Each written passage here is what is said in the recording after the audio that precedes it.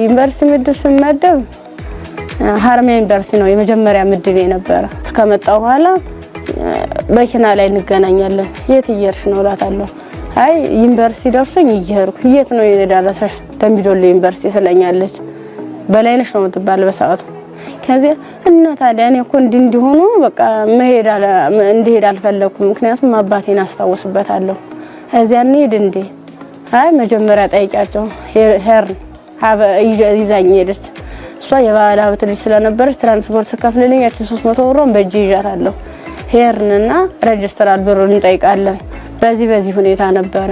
እንዴት ላድርግ ብዬ ሳናገራቸው ክፍተት ቦታ ካለ ችግር የለውም አለ። ከዛ በሰዓቱ አይ በቃ እንትን ማታስገቡ ማትመዘገቡ ከሆነ ልሄድ እዚያ እንዳያልፈኝ ሄጀም ማርፍበት ሄጀም የሚያስተምሩኝ ነገር አይደለም፣ ሰው ቤት ነው የምኖረው ምናምን ስላቸው ምንም ችግር የለውም። ከዛ እንደውም አጋጣሚ በናቹራል አለ ሶሻል ተማሪ ኮን ሂጅ አለኝ።